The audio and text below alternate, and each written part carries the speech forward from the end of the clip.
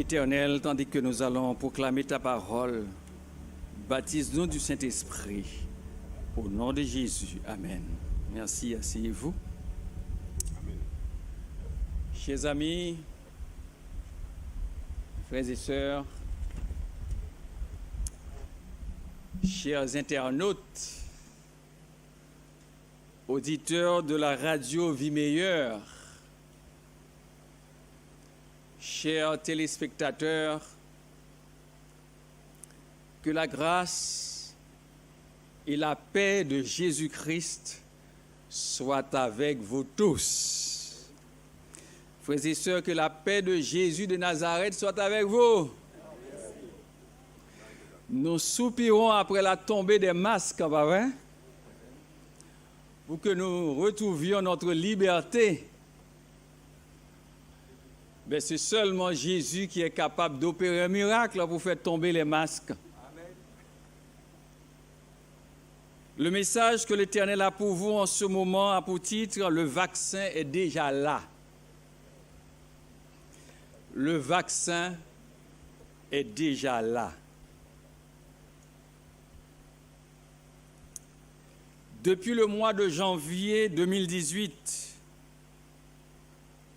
le nombre de vaccins obligatoires en France passe de 3 à 11. Pour les bébés nés à partir du 1er janvier 2018, suscitant inquiétude et opposition. L'extension à 11 vaccins obligatoires a été promulguée par la loi du 30 décembre 2017 suite à la proposition d'Agnès Buzyn, ex-ministre des Solidarités et de la Santé.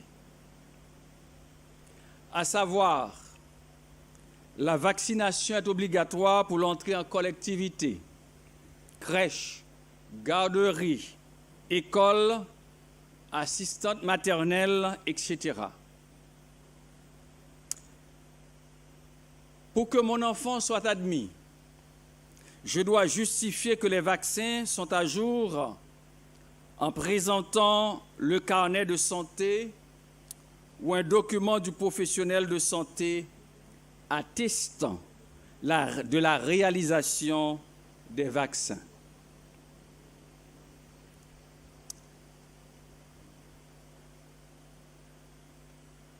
Depuis quelques mois,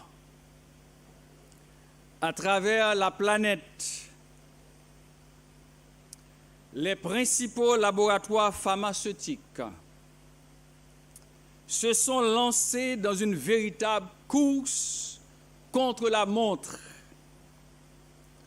pour trouver un vaccin contre un virus mortel. Une guerre à coups de milliards entre les États et grands groupes pharmaceutiques.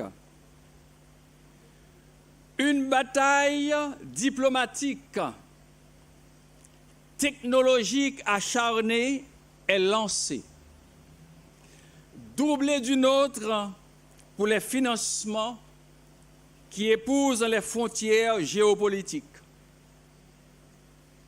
L'objectif est d'y aboutir en 2021, ce qui paraît irréalisable. Mais le président américain, Donald Trump, veut son vaccin, si possible, avant les élections du 3 novembre 2020. Christophe Denfer, directeur scientifique de l'Institut Pasteur, a déclaré « Entre les phases de recherche, les essais, la mise en production, il faut compter 10 à 15 ans pour obtenir un vaccin. » Le directeur général de l'OMS a expliqué cette semaine et je cite, « Un remède pourrait ne jamais être trouvé. Il n'y a pas de panacée et il n'y en aura peut-être jamais. » Tandis que l'OMS, cette même organisation, à elle seule, avait demandé plus de 31 milliards de dollars pour financer les essais d'un vaccin. Nous sommes dans une guerre géopolitique et dans laquelle se sont lancés aussi plus de 77 laboratoires du monde, de la petite start-up au mastodonte de l'industrie pharmaceutique, avec un objectif, découvrir un vaccin, être le premier. Ça veut dire potentiellement des rentrées d'argent en or et des marchés acquis par avance. En 2018, le marché mondial du médicament a dépassé, écoutez bien, 1046 milliards de dollars de chiffre d'affaires. Au-delà de l'enjeu de santé publique, nous sommes dans une guerre commerciale sans merci dont nous en sommes les victimes collatérales. Oh, ce matin, mesdames, messieurs, j'ai une bonne nouvelle pour vous, chers amis, frères et sœurs, chers internautes, chers téléspectateurs, auditeurs de la radio Vie Meilleure. Il y a une bonne nouvelle. Il existe déjà un vaccin sur le marché international depuis plus de 2000 ans. Un vaccin élaboré à Golgotha. Et ce vaccin est totalement gratuit. Il est capable de décimer en chacun de nous le virus du péché qui pousse l'homme à devenir un loup pour ses semblables. Le vaccin dont je vous parle n'a pas d'adjuvant, comme le sel d'aluminium. Ce vaccin n'a pas de conservateur antimicrobien. Le vaccin que je vous parle n'a pas de stabilisant pour maintenir sa qualité de conservation. Et c'est ce qu'il y a dans tous les vaccins, comme d'habitude. Le vaccin universel dont il est question, c'est le sang de Jésus répandu sur le mont du Calvaire à Golgotha, car Dieu a tant aimé le monde qu'il a donné son Fils unique, afin que quiconque croit en lui ne périsse point, mais qu'il ait la vie éternelle. Ah oui, Jésus a fait une déclaration mystérieuse et déboussolante à Nicodème dans Jean chapitre 3, le verset 14. Il est dit dans Jean 3, verset 14, « Et comme Moïse éleva le serpent dans le désert, il faut de même que le Fils de l'homme, Jésus, soit élevé, afin quiconque croit ait la vie éternelle, ou la vie. » Ici, mesdames, messieurs, Jésus rappelle l'épisode du livre des Nombres au chapitre 21. Vous pouvez noter ce texte, Nombres au chapitre 21, vous pouvez lire tout le chapitre. Où, après avoir été mordu par des serpents comme conséquence de leur interminable récrimination et criante ingratitude, car le peuple était ingrat envers l'Éternel. Les Israélites supplient Moïse de demander à Dieu de les sauver de la mort causée par le venin mortel. Dieu leur dit alors de fabriquer un serpent d'airain comme les mêmes serpents brûlants qui les mordaient. Moïse reçoit l'ordre de la part de Dieu d'élever le serpent de bronze sur un poteau, afin que quiconque le regarde et croit ne périsse point de la morsure des serpents, mais qu'il ait la vie. Résultat, tous ceux qui ne discutent pas de l'ordre de Dieu et décident de croire et d'obéir en fixant leurs yeux sur le serpent, posté en hauteur sur le poteau, sont guéris de leur morsure et vivent. Les autres qui refusent de regarder le serpent, de bronze sur le poteau, par toutes sortes d'arguments, meurent dans d'affreuses souffrances comme suite de l'effet du venin. Et en Jean 3, verset 14, contexte de Jean 3, verset 16, Jésus dit, c'est lui, c'est moi, le symbole du serpent en Nombre 21. Et nous allons vous présenter 3 idées clés de cette identification que Jésus a faite entre le serpent du nombre salutaire du Nombre 21 et lui-même comme sauveur du monde. Alors, numéro 1, on était sur le bon diapo.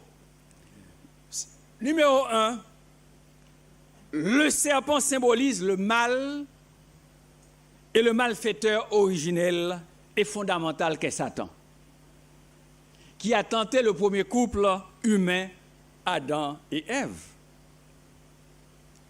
Le fait que le Christ s'est identifié au serpent signifie qu'il se porte volontairement et par amour responsable et coupable de tout mal que nous avons fait aux autres, de tout mal que les autres nous ont fait, y compris de tout le mal que nous pensons que Dieu nous a fait, car il y a beaucoup de personnes qui pensent que Dieu leur a fait du mal. Beaucoup de personnes pensent que Dieu est responsable de leur misère, de leur peine, et que Dieu laisse faire. Et j'en ai pour preuve, le 21 juillet 2007, le journal Libération a rapporté qu'un Roumain, Mircea Pavel, avait porté plainte contre le nommé Dieu, domicilié aux cieux et représenté en Roumanie par l'Église orthodoxe. Vous pouvez chercher ça sur Internet, vous allez le trouver. L'accusant d'escroquerie, abus de confiance, corruption et trafic d'influence. Il reproche notamment à Dieu de ne pas avoir pris en compte ses prières. Lors de mon baptême, j'ai conclu un contrat avec l'accusé visant à me délivrer du mal. Or, jusqu'ici, ce dernier n'a pas honoré ce contrat, bien qu'il ait reçu de ma part différents dons, biens et nombreuses prières, a écrit le plaignant. Alors, le parquet de Timișoara a toutefois rejeté sa plainte, estimant que Dieu n'est pas un sujet de droit et n'a pas d'adresse. Frères et sœurs, mesdames, messieurs, après la chute de l'homme, Satan déclara que la preuve était faite que l'être humain est incapable d'observer la loi de Dieu. Les affirmations de Satan avaient une apparence de vérité. Aussi, le Christ a choisi volontairement de venir démasquer le trompeur, La majesté du ciel prit en main la défense de la cause humaine avec les mêmes facilités qui sont accessibles à l'homme. Jésus résista victorieusement aux tentations de Satan comme l'homme doit le faire. Donc, face à nos difficultés, porter une accusation contre Dieu, c'est reprendre une vieille accusation de Satan, que Dieu serait un tyran, qu'il abaisserait l'homme à l'état d'automate, une sorte d'intelligence artificielle. Et c'est ce que les hommes cherchent aujourd'hui. D'inventer des machines et de remplacer l'homme. Mais Dieu est amour. Par la bouche du prophète Ésaïe, il a dit, « Voici, je t'ai gravé sur mes mains. » Ésaïe 49, verset 16. « J'ai gravé ta personne. J'ai gravé ton image, ta situation, tes circonstances, tes péchés, tes tentations, tes faiblesses. J'ai gravé tes désirs, tes œuvres. J'ai gravé toi. Ce qui te concerne, toutes choses à ton sujet. J'ai gravé tout cela ici dans mes mains, sur la croix du calvaire, pour te prouver mon amour. Je t'aime d'un amour incommensurable. » Et c'est la raison pour laquelle j'aime dire, quand nous souffrons, Dieu ne reste pas les bras croisés, mais Dieu reste les bras en croix, car il l'a prouvé sur la croix du calvaire. Oui, il faut jamais oublier, frères et sœurs, jamais oublier, chers amis, chers téléspectateurs, chers internautes, si la tête du serpent est touchée à mort, si la tête du serpent est touchée à mort, ce qui veut dire qu'il sera anéanti. Cependant, il ne faut jamais oublier que le talon de la femme, ici, qui représente l'Église, est aussi cruellement blessé dans Genèse 3, verset 15. La femme est blessée. Le serpent a mordu la femme, l'Église. Alors, deux puissances s'affrontent. L'une avec la tête écrasée et l'autre avec le talon blessé. L'une personnifiée sous le nom de Satan, représentée par un serpent. C'est le mal avec son intelligence rebelle.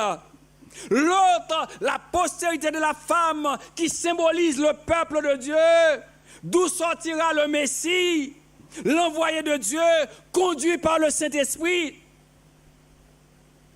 Frères et sœurs, mesdames, messieurs, dans ce conflit entre le bien et le mal, entre la vie et la mort, on n'échappe pas à la souffrance. Mais si nous souffrons sur la terre, un jour viendra, nous réunions avec lui dans le ciel. C'est là ma consolation. Et c'est ce qui me donne la puissance de la résilience. Et c'est ce qui me permet de rebondir devant la souffrance. Car je sais, si je souffre aujourd'hui, mais un jour je règne avec lui. Et Job l'a si bien dit, même quand ma peau sera détruite, mais un jour mes yeux verront Dieu. Deuxième sens du Christ identifié au serpent, en conséquence du sens précédent, Jésus accepte délibérément et par amour radical pour nous, pour vous et pour moi, de se charger de tous les justes châtiments que nous tous méritions. En tant que Christ identifié au serpent, il est aussi l'agneau de Dieu, fait malédiction pour nous, qui a été frappé pour nos péchés, Brisé pour nos iniquités, le châtiment qui nous donne la paix est tombé sur lui, et par ses meurtrissures que nous sommes guéris. Ésaïe 53. Frères et sœurs, chers amis, Jésus se constitue garant, il se porte caution pour nous. Il est notre représentant légitime devant Dieu, non comme étranger à notre situation, mais comme un membre de notre famille. Enfin, troisièmement, du Christ identifié au serpent dans Nombre 21, il a servi comme antidote universel contre tous nos maux. Autrement dit, comme la vaccination en médecine. Lorsqu'on tombe malade à cause d'une bactérie ou d'un virus, on reprend le même agent virus qui a causé la maladie. On nous le réinjecte par une forme affaiblie ou tuée du micro-organisme pathogène, par une de ses toxines ou par une de ses protéines spécifiques. Rappelons-nous, frères et sœurs, chers amis, chers téléspectateurs, que le serpent élevé par Moïse dans le désert et auquel Jésus s'est comparé n'était pas un serpent. Ce n'était pas un serpent. Il n'était pas un serpent vivant, mais c'était un serpent en airain. Il n'était pas vraiment un serpent vivant. Il n'en avait que la forme et le nom. De même, Dieu a condamné, Dieu a désarmé le virus responsable de notre maladie humaine en envoyant à cause du péché son propre Fils dans une chair semblable à celle du péché. Romains 8, versets 2 à 4. En fait, frères et sœurs, chers amis, lorsque Dieu laisse mettre son Fils en croix, il l'abandonne en situation de péché, bien qu'il soit sans péché. C'est en cela que la croix devient un sacrifice pour le péché, dont l'objectif est de vaincre le péché afin que nous devenions justice en Jésus-Christ. Nous sommes des hommes et des femmes justifiés par le sang de Jésus. Nous ne sommes pas des êtres vaincus, mais nous sommes des hommes et des femmes victorieux par le sang de Jésus. Et cette affaire de pandémie, cette affaire de coronavirus, Covid-19, c'est seulement un miracle par le sang de Jésus qui est capable de délivrer l'humanité. Car les hommes sont dépassés. Et Dieu veut nous prouver qu'il est Dieu et c'est lui seul qui est capable de délivrer.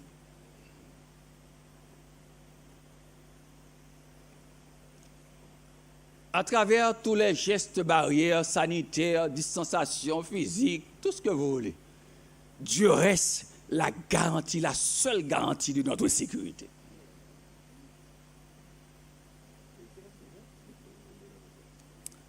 Un auteur inspiré déclare: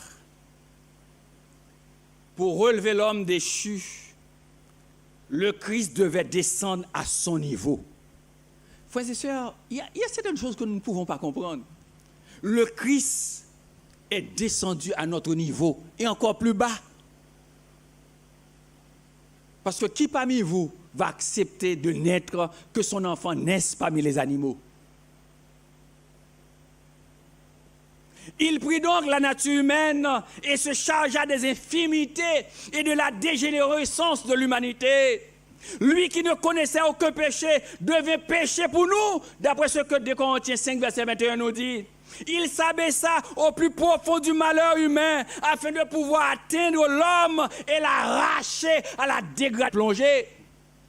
Et si aujourd'hui les hommes se battent entre eux, si aujourd'hui c'est la profitation à tous les niveaux, c'est parce que le péché s'est installé dans l'homme et Jésus est venu justement la malédiction du péché.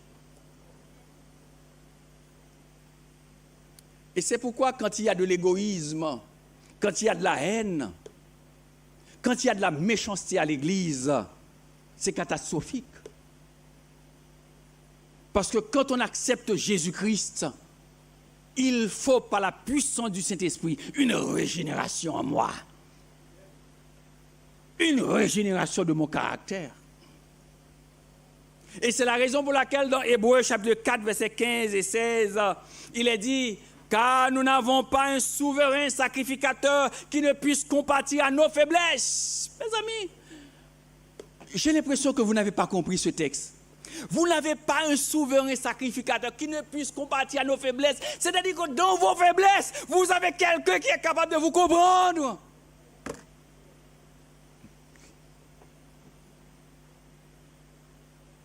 Au contraire, il a été tenté comme Moïse en toutes choses. Et la Bible nous dit en toutes choses. En toutes choses veut dire, il a vu des femmes, il a vu l'argent, il a vu la corruption, il avait toutes sortes de choses, mais sans commettre de péché, parce qu'il était guidé par le Saint-Esprit. Et si un chrétien est guidé par le Saint-Esprit, il peut résister au péché. Approchons-nous donc, chers amis, chers auditeurs, avec assurance. C'est la Bible qui le dit, oui. Approchons-nous donc avec assurance du trône de la grâce, afin d'obtenir miséricorde et de trouver grâce pour être secourus dans nos besoins. Quel est votre besoin ce matin?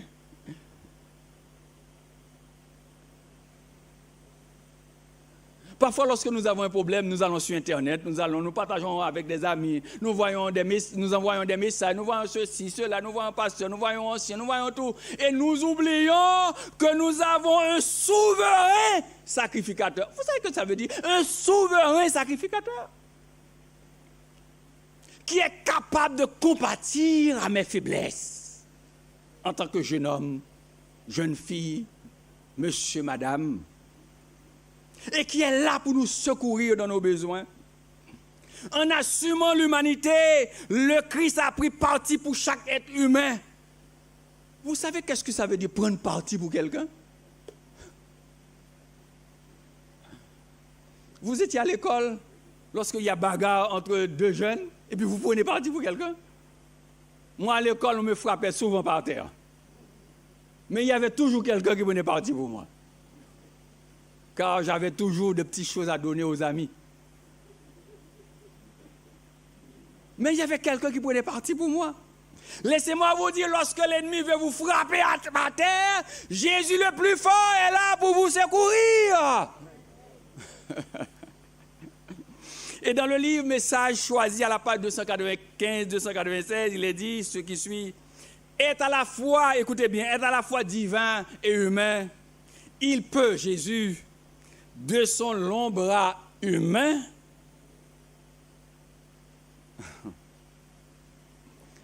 encercler l'humanité, tandis que de son bras divin, il saisit le trône de l'infini. Aïe, aïe, aïe. Jésus a deux bras, comme nous. Mais c'est un bras humain, un bras divin. Le bras humain, lorsque je tombe, en même temps, il me tient pour me relever, mais c'est en même temps, il tient le trône de la grâce pour demander pardon pour moi. Aïe, aïe, aïe. Mais qu'est-ce que j'ai besoin d'autre? Imaginez Dieu osant s'assimiler. Dieu s'est assimilé au symbole de l'ennemi de ses enfants, le serpent, pour pouvoir défendre ses enfants. Pour pouvoir nous connaître de l'intérieur, pour pouvoir détruire le virus du venin, le venin du serpent qui a envahi tout notre système. Tout notre système. Le Christ ose cette identification dans le but de nous comprendre viscéralement, de fond en comble, afin de ruiner la force de frappe de ce virus.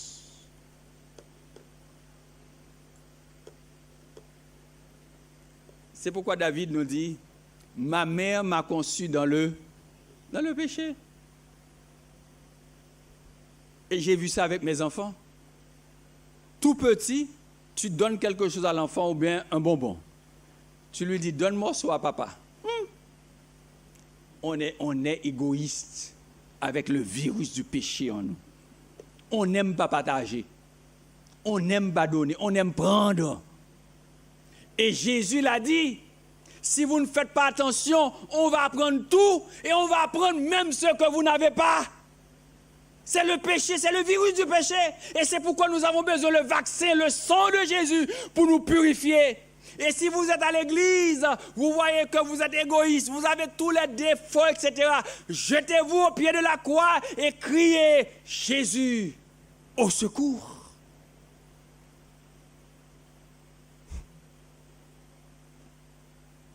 Frères et sœurs, je vais terminer. Vous avez pris quelques minutes sur moi. Vous ne m'avez pas laissé assez de temps. Ce n'est pas toi, non, frère Loyal. Mais laissez-moi vous dire quelque chose. Pour ramener l'homme de l'état de péché à celui de sainteté, il faut une puissance qui agisse du dedans. Une vie nouvelle qui vient d'en haut. Cette puissance, c'est Jésus, le bon vaccin universel. Sa grâce seule peut vivifier les facultés inertes de l'âme humaine et les attirer vers Dieu et la sainteté. Le Sauveur dit à Nicodème, si un homme ne naît de nouveau, c'est-à-dire s'il ne reçoit un cœur nouveau et des aspirations nouvelles qui l'entraînent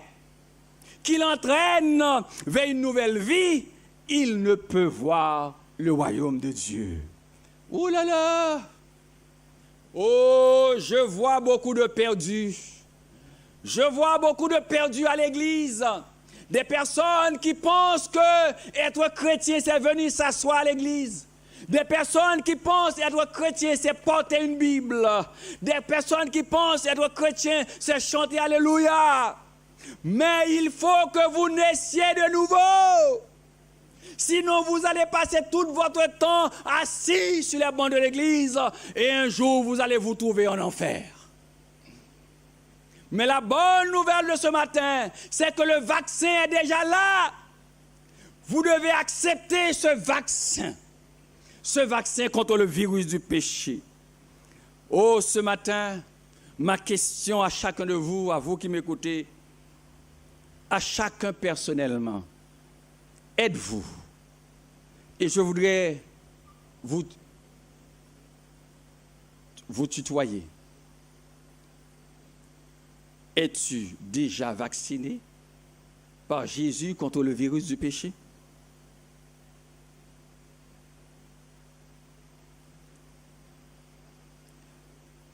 Être vacciné, c'est se laisser transformer par la puissance du Saint-Esprit. Être vacciné, c'est faire de Jésus son meilleur ami. Être vacciné, c'est tomber amoureux de Jésus. Être vacciné, c'est s'enraciner dans sa parole afin de ne pas être emporté par tout vent de doctrine.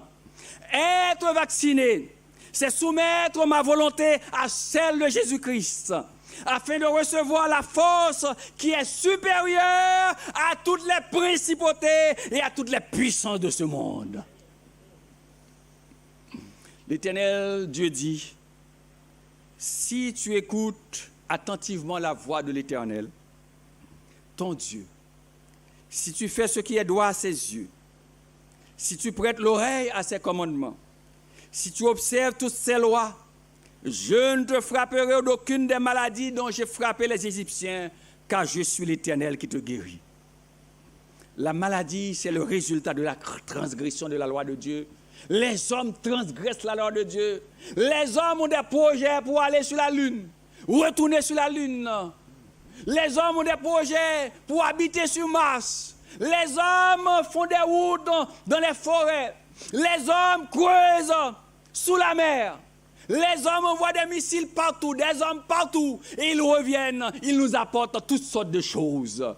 C'est la transgression de la loi de la nature, de la loi de Dieu, qui nous met en difficulté. C'est pourquoi l'Éternel dit, venez à moi. Vous tous qui êtes fatigués et chargés, je vous donnerai du repos. Chargés par les mauvaises nouvelles,